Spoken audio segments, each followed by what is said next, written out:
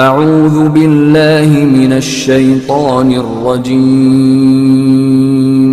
بسم اللہ الرحمن الرحیم اعوذ باللہ من الشیطان الرجیم بسم اللہ الرحمن الرحیم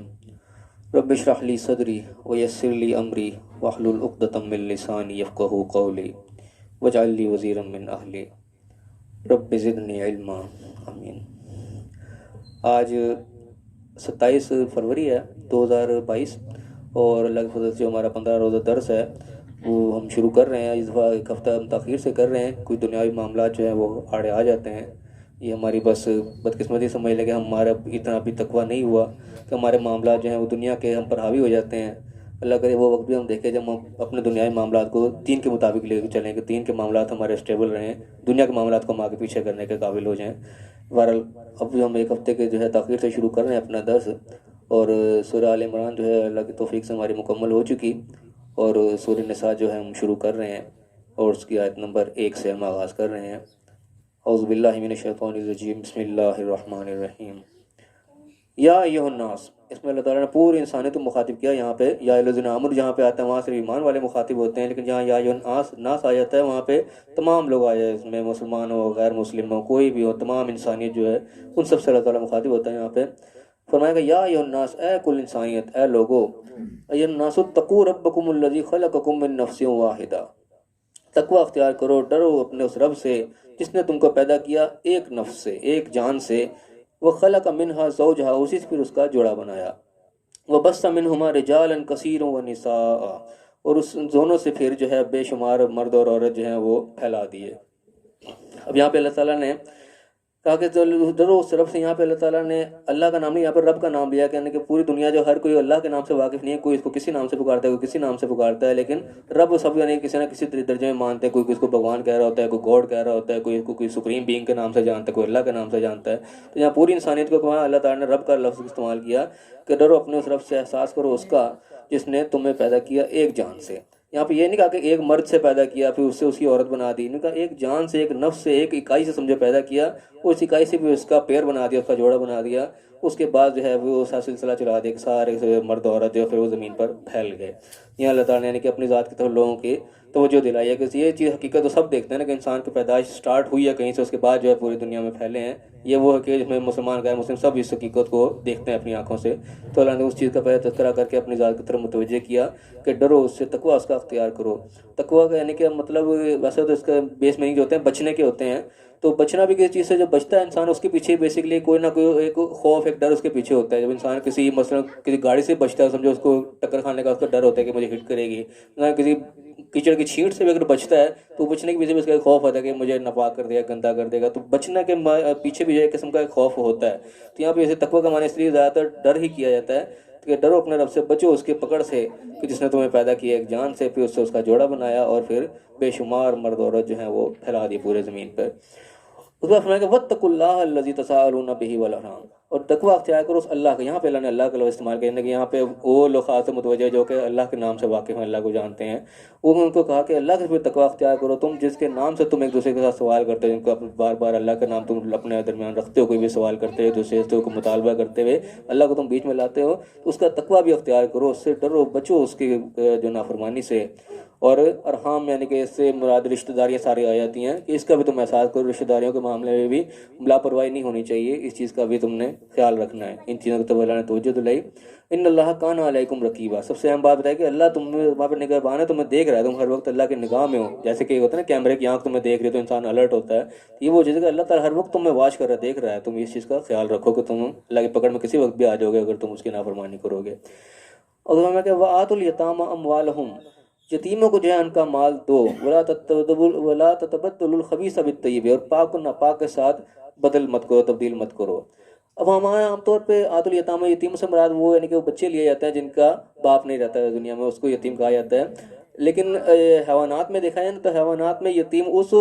جانور کے بچے کو کہتے ہیں اس کی ماں نہ رہے، یہ چیز باقاعدہ لغت کے اندر لکھی ہوئی ہے۔ یعنی کہ یتیم ایک قسم کا وہ ہوتا ہے جس کے اوپر اس کا یعنی کہ لاوارث ہو جائے، اس کا کوئی پروٹیکٹر پیچھے نہ رہے. اب انسانوں میں ظاہر ہے باپ پروٹیکٹر ہوتا ہے، لیکن جانوروں کے اندر ماں پروٹیکٹر ہوتی ہے. بس جانور اکیلا جنگل میں ہو، اس کی ماں کی حفاظت کرتی ہے. اس کی ماں نہ رہے تو بچہ وہ سمجھو کہ لاوارث ہو جاتا ہے، بے سہارا ہو جاتا ہے. تو یتیموں سمجھنے کہ وہ کوئی بھی بے سہارا لوگ جو ہیں ان کے مال تم جو ہے ان کو حق جو ہے ان کا دو. کوئی بھی شخص یعنی کہ تمہارے پاس آ گیا، اس نے تمہیں اپنا سہارا مانا ہے، تمہارے آگے آ کے اس نے کچھ تم سے سوال کیا یا کوئی چیز کی تمہارے سے اس نے ڈیمانڈ کی ہے، تو سمجھو تمہارا اس کو سہارا چاہیے. تمہارے بغیر وہ قسم کا بے سہارا جب بھی وہ تمہارے پاس آیا ہے. تو ہر اس کو ہم اس ذہن میں رکھیں، خالی یتیموں تک نا اس کو محدود رکھیں. اس کا مفہوم تھوڑا سا ہم کھولیں کہ جو بھی شخص محتاج ہمارے پاس ہے، کسی چیز کی ڈیمانڈ لے کے آیا، اس کو ہم اس کیٹیگری میں رکھیں کہ وہ ایک قسم کا جو ہے محتاج ہے ہمارا، اس کو ہماری ضرورت ہے، ہمارے پاس وہ آیا ہے. تم اس کے مال کو کھانے کی طرف نہ رہیں اور خبیث کو طیب کے ساتھ جو ہے کوئی خلط ملط نہ کریں. یعنی کہ ایک مال تم نے حق طریقے سے کھایا ہے وہ تو طیب ہے، پاک ہے، لیکن تم نے ناجائز طریقے سے کھایا تو وہ ناپاک ہے.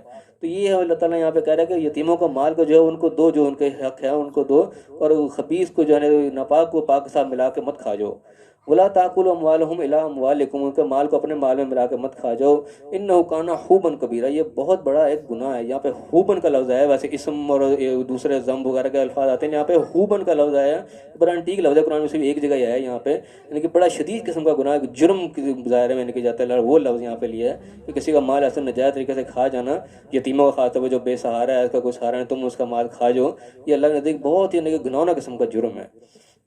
اور فرمایا کہ وَإِنْ خِفْتُمْ، اگر تمہیں اس چیز کا خوف ہو کہ اللہ تقسطوا فی الیتامى، اگر تم یتیموں کے درمیان جو وہ نہیں کر سکو گے، انصاف نہیں کر سکو گے، فَانْكِحُوا مَا طَابَ لَكُم مِّنَ النِّسَاءِ، تو عورتوں میں سے جو ہیں یعنی کہ یہ معاملات یعنی کہ اور تھوڑے وسیع ہو جاتے ہیں یہاں پہ. عورتوں کے معاملات اگر ایسے ہیں، اس جنگ کے معاملوں میں اس طرح تو عورتیں آ جاتی تھیں، یا اور زندگی کے معاملات ایسے آگے تم نے خوف اس چیز کا آگے تم عورتوں کے میں تم وہ نہیں کر سکو گے انصاف، تو فنکحوا کے آگے پھر نکاح کرو ان میں سے مثنی و ثلاث و رباع، دو دو یا تین تین یا چار تک حد یعنی کہ آئی ہے. یعنی کہ جب تم نکاح کر لو گے پھر تمہاری وہ ذمہ داری بن جائے گی، اب تم نے ان کو حق ان کا دینا ہے، ان کو برابری رکھنی ہے، پھر تم اس میں کمی بیشی نہیں کر سکتے ورنہ تم پکڑ میں آؤ گے. اس بار فرمایا کہ وَإِنْ خِفْتُمْ اللہ تعدلوا، کہ تم اس چیز کا خوف ہو کہ تم عدل نہیں کر سکو گے درمیان، فواحدۃ، پھر ایک ہی، پھر زیادہ دو تین تین چار چار نہیں. یعنی کہ آپشنل یہ چیز اللہ نے رکھی ہے، کوئی لازمی نہیں ہے کہ تم جناب دو تین تین چار شادی ایسی کرو. وہ اس شرط پہ ہے کہ تم معاملات ایسے آگے کہ تم نہیں انصاف کر سکو گے پھر تمہیں اس سے نکاح کرنا پڑے، لیکن وہ بھی ضروری اس لیے کہ تم اس کے بعد عدل بھی کرو. عدل نہیں ہوگا تو پھر ایک ہی کرنی. فواحدۃ کے الفاظ ہیں یہاں، عام طور پہ ہماری دوسری شادی تیسری شادی اکثر اس طرح ہوتی ہے کہ پہلے کے ساتھ زیادتی ہو رہی ہے تو دوسروں کے ساتھ دوسری کا نکاح ہو گیا، پہلے کے سارے حقوق سلب کر لیے. اسلام میں جو دو تین شادیوں کی اجازت، چار کی اجازت ہے، وہ عدل کی بنیاد پہ ہے. اللہ نے یہ کہا کہ خوف ہوگا عدل نہیں کر سکو گے پھر ایک ہی، پھر دو تین کے کوئی وہ نہیں ہے. پھر میں کہا او ما ملکت ایمانکم، یا جو تمہارے جو ہے دائیں ہاتھ کی ملکیت ہو جائیں. یہ ملکت ایمانکم کا معاملہ بھی تھوڑا سا یعنی کہ گمبھیر قسم کا، لوگ اس میں نا تھوڑی غلط فہمی کا شکار ہو جاتے ہیں. لوگ اپنے یعنی کہ ملازم وغیرہ جو ہے تو ان کو بھی اس کیٹیگری میں شامل کر دیتے ہیں، گویا کہ یہ بھی بیویوں کے طور پہ ہی ہیں. ایسا نہیں ہے. ما ملکت ایمانکم جو ہوتا ہے نا، یہ وہ جنگی قیدی وغیرہ اس غلام آ جاتے ہیں نا، اس میں جو یہ عورتیں ہوتی ہیں ان کو یعنی کہ وہ لونڈی کہا جاتا ہے زبان میں. تو یہ وہ ہوتے ہیں یعنی کہ جو جنگ کے ذریعے آئے، اور وہ پھر باقاعدہ جو حکمران ہوتا ہے وہ ان کو تقسیم کرتا ہے کہ یہ تمہارے حصے میں تمہارا غلام ہے، یہ تمہارا لونڈی ہے، وہ اس زمرے میں آتی ہے. ایسا نہیں کوئی کسی نے ملازم رکھا ہے تو وہ معاملہ کر کے زمرے میں آ گئے تو وہ بیوی کی طرح ہو گئی، ایسا نہیں ہے. یہ کام حکمران کا ہوتا ہے کہ وہ علل اعلان پہ سب کے سامنے الاٹ کرتے ہیں کہ یہ تمہارے جی، یہ تمہارے. اس طرح نکاح علل اعلان ہوتا ہے نا، اس طرح یہ ملکت والا جو معاملہ ہے یہ بھی علل اعلان لوگوں کے سامنے ہوتا ہے، گواہوں میں لوگ دیکھ رہے ہوتے ہیں کہ کون کس کے حوالے کیا گیا ہے. تو یہ معاملہ تھوڑا سا نا نازک ہے، لوگ اس میں غلط فہمی کا شکار ہو جاتے ہیں. اور فرمایا کہ ذالک ادنی اللہ تعولوا، یہ اس چیز کے زیادہ قریب ہے کہ تم کوئی معاملہ خیانت نہیں کرو گے. کہ اللہ تعالیٰ نے یہ آپشنز رکھ دیے کہ تو انصاف کرنا ہے تو کس کس طریقے سے کرنا ہے. اور وہ فرمایا کہ وآتوا النساء صدقاتهن نحلۃ، اور عورتوں کو جو ہے ان کا جو ہے حق، ان کا حق مہر جس کو کہا جاتا ہے، وہ تم اچھے طریقے سے خوش ہو کے دو، کوئی بوجھ سمجھ کے نہ دو. یعنی کہ یہ مہر والا معاملہ بھی یہ خوش اسلوبے سے ہونا چاہیے. ہمارے ہاں کیا ہوتا ہے ایک قسم کا بوجھ بنا کے پیش کیا جاتا ہے، لوگ ڈیمانڈ کر رہے ہوتے ہیں یا کہ وہ کہہ رہے ہوتے ہیں کم سے کم ہو، دوسرے کا تو زیادہ زیادہ ہو. یہ وہ معاملہ ہے جو خوش اسلوبے سے ہونا چاہیے. اس میں حیثیت دیکھی جانی چاہیے جس کے ساتھ معاملہ ہو رہا ہے، وہ کس حیثیت کا ہے، کتنا وہ یعنی کہ افورڈ کر سکتا ہے، اس کے مطابق ہونا چاہیے. خوش اسلوبی والا معاملہ، یہ زبردستی والا نہیں ہے. آج کل لوگ اس کو بطور سیکورٹی رکھ رہے ہوتے ہیں کہ جناب یہ سیکورٹی ہے، کل کو نہ کو چھوڑے گا تو اس کو یہ پیسے دینے پڑیں گے. یعنی کہ نکاح سے پہلے جو ہے اس کی چھوڑنے کی پلاننگ پہلے سے دماغ میں گھسی ہوئی ہوتی ہے. ایک قسم کی یعنی کہ ایک نیگیٹو سی چیز بن گئی ہے، حالانکہ یہ وہ ایک تحفے کے طور پہ جو کہ خوشی خوشی یہ معاملہ ہونا چاہیے. اس کے بعد فرمایا کہ وَإِن طِبْنَ لَكُمْ عَنْ شَيْءٍ مِّنْهُ نَفْسًا، اگر تو وہ کچھ خود سے کچھ چھوڑ دیں، فَكُلُوهُ هَنِيًّا مَرِيًّا، پھر تم اس کو رستہ بجتا کھا سکتے ہیں. کہ عورت خود اگر چھوڑ دے، اپنا مہر معاف کر دے، کسی سے نہ لے، وہ اور بات ہے، لیکن یہ معاملہ کو زبردستی اور بوجھ کے طور پہ نہیں ہونا چاہیے، ہونا چاہیے رضامندی کے ساتھ ہی. اور وہ فرمایا کہ وَلَا تُؤْتُوا السُّفَهَاءَ أَمْوَالَهُمْ التی جعل اللہ لکم قیام، اور تم بیوقوف لوگوں کو جو ہے اپنا مال ان کے حوالے نہ کر دو جس کا تمہیں اللہ تعالیٰ نے نگران بنایا ہے، ورزقوہم فیہا، ان کو اس میں سے کھلاؤ، یعنی کہ جو ایسے یتیم جو تمہارے نگرانی میں آ گئے، ان کے پاس کوئی مال بھی ہے، اس مال بھی یعنی کہ تمہاری نگرانی میں آ گیا، تو ان کو ایسے نہ حوالے کر دو کہ ابھی ان کے اندر سنبھالنے کی سکت ہی نہیں ہے، تم ان کو دے دو بیچارے سارے کا سارا ضائع کر بیٹھیں، ایسا نہیں ہے، تم اس کو اپنے پاس رکھو سارا، ان کو نہ دے دو، اور اس میں سے ان کو کھلاؤ، ورزقوہم فیہا وکسوہم، کھلاؤ اور پہناؤ، وقول الحم قول معروفہ، ان کو معروف بات ان کو کہو، یعنی کہ اچھی طریقے سے ان کو سکھاؤ، ان کی ٹریننگ کرو، قسم کا ان کو ٹرین کرو اس چیز کا تاکہ وہ اپنے پاؤں پہ کھڑے ہونے کے قابل ہوں۔ اور میں کہ وقت تلو یتام، اور یتیموں کو جو ہے جو بے سہارا ہیں ان کو آزماتے رہو، ان کی ٹیسٹ کرتے رہو کہ کس قابل ہو گئے ہیں یہ، حتیٰ اذا بلغوا النکاح، یہاں تک کہ جو نکاح کے قابل ہو جائیں، یعنی کہ سمجھدار ہو جائیں صحیح ہر طریقے سے، فَإِنْ آنَسْتُم مِّنْهُمْ رُشْدًا، پھر اگر تم ان کے اندر بھلائی دیکھو، یعنی کہ بڑے بھی ہو گئے جوان بھی ہو گئے پھر بھی دیکھو کہ بھلائی اس لائق ہیں، ان کو مال ان کے حوالے کر دینا چاہیے کہ نہیں، جب ان کا بھلائی دیکھ لو کہ ہاں ٹھیک ہے اس قابل ہو گئے ہیں، فَتْوَوْا إِلَيْهِمْ أَمْوَالَهُمْ، پھر ان کا مال جو ہے وہ تم ان کے حوالے کرو، وَلَا تَأْكُلُوهَا إِسْرَافًا وَبِدَارًا، ان کا مال کو جلد بازی میں اور فضول خرچی میں نہ اڑا دو، یکبروا، کہ یہ کہ بڑے نہ ہو جائے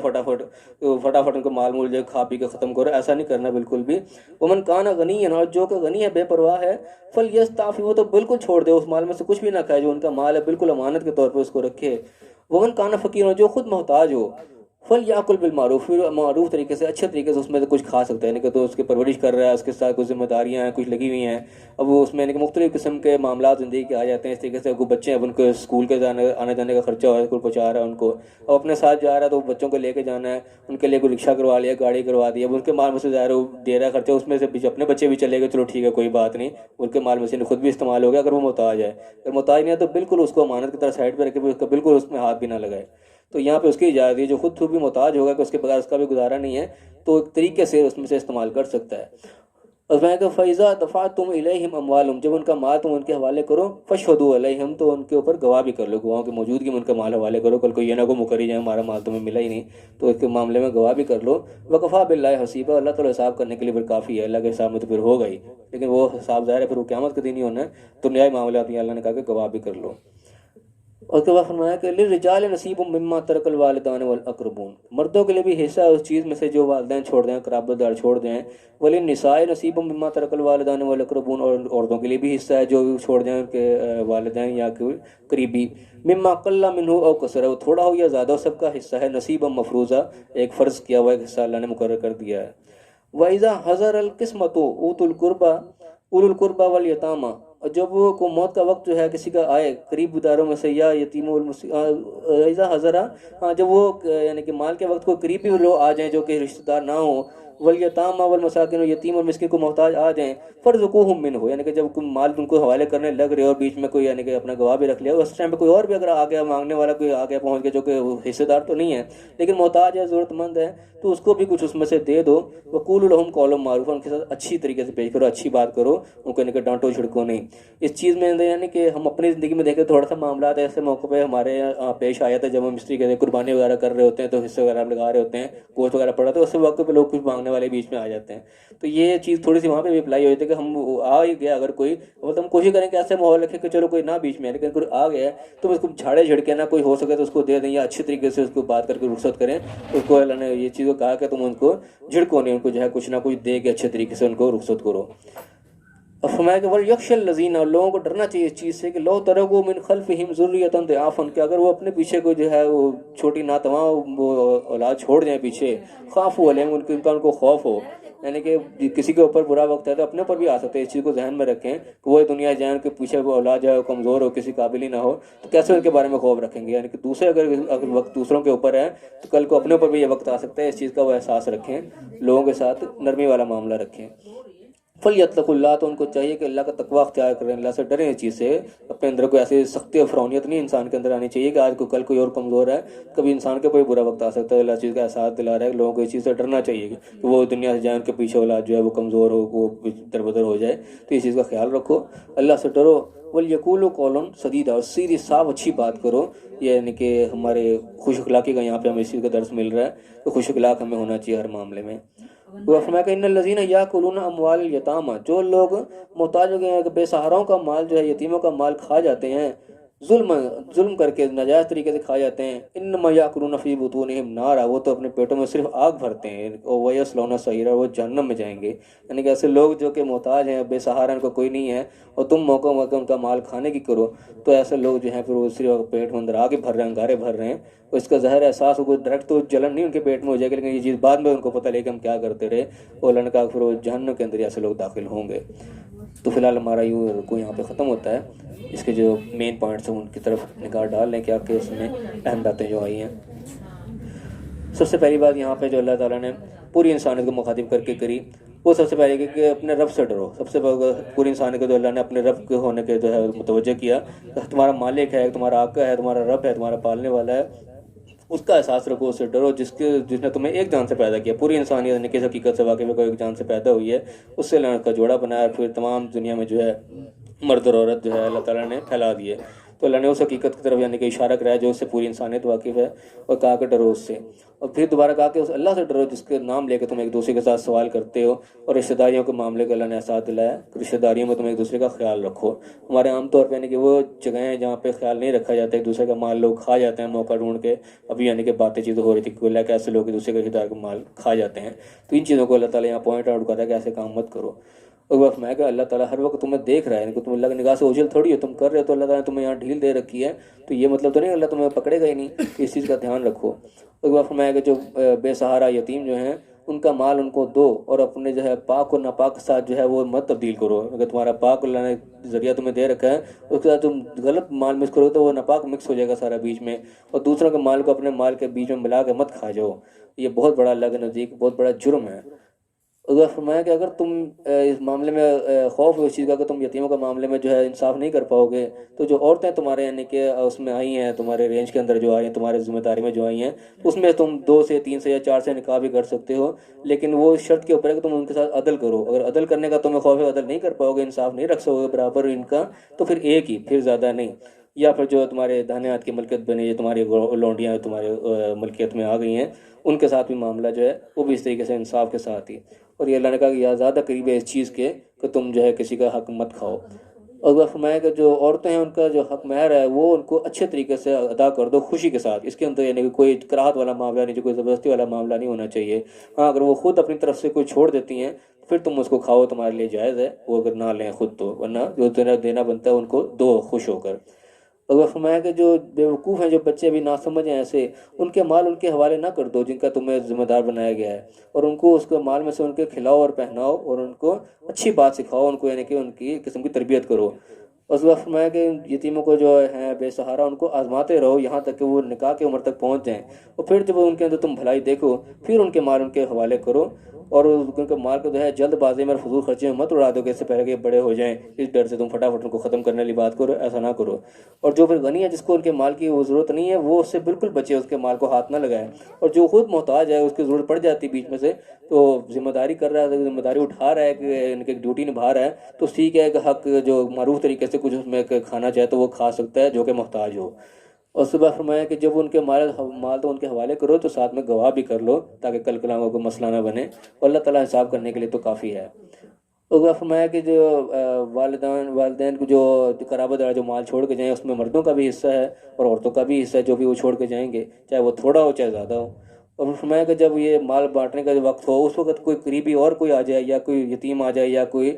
مسکین آ جائے، تو اس میں سے ان کو بھی کچھ نہ کچھ دے دو. ان کے ساتھ اچھی بات کرو، ان کے ساتھ کوئی جھڑکنے والا جو ہے اس قسم کا معاملہ نہ کرو، اچھی باتیں کرو ان کے ساتھ بھی. اور اس چیز کا خوف رکھو، اس چیز کو جانے کا احساس رکھو. خود وہ لوگ جو ایسے کرتے ہیں معاملات سختی والے کہ ان کے ایسا وقت آ جائے وہ دنیا سے جائیں، ان کے پیچھے اولاد جو ہے وہ کمزور ہو، اس قابل نہ ہو، تو پھر کیسے ان کے بارے میں وہ پریشان ہوں گے. تو یہ پریشانی تم دوسروں کے بارے میں رکھ کے سوچو کہ اگر ان کے اوپر پریشانی ہے تو ان کے ساتھ سختی والا معاملہ نہ کرو، یہ نہ کہ کل تم خود دوسری جگہ پھنس جاؤ. اور اللہ کا جو تقوی اختیار رکھو، اور بات جو ہے ہمیشہ سیدھی کرو، لگ لپیٹ والی گول مول بات نہ کرو، سیدھی صاف بات کرو. اور جو لوگ فرمایا کہ جو یتیموں کا مال جو کھا جاتے ہیں ظلم کے ذریعے، وہ پھر اپنے پیٹوں میں صرف آگ ہی بھرتے ہیں، ان کا انجام پھر جہنم ہی ہوگا. یہ دنیا کا مال تو آخر یہیں رہ جانا ہے، لیکن آخرت جو ہے وہ پھر برباد ہے. اللہ دعا جو حق بات ہے ہمیں صحیح سمجھنے کی توفیق عطا فرمائے، سب یہ اپنی زندگیوں میں جو ہے اس کو لاگو کرنے کی توفیق عطا فرمائے، اور صحیح طریقے سے دوسروں تک پہنچانے کی توفیق عطا فرمائے، اور دنیا آخرت دونوں کامیاب فرمائے. آمین. وآخر دعوانا الحمدللہ رب العالمین. یا اللہ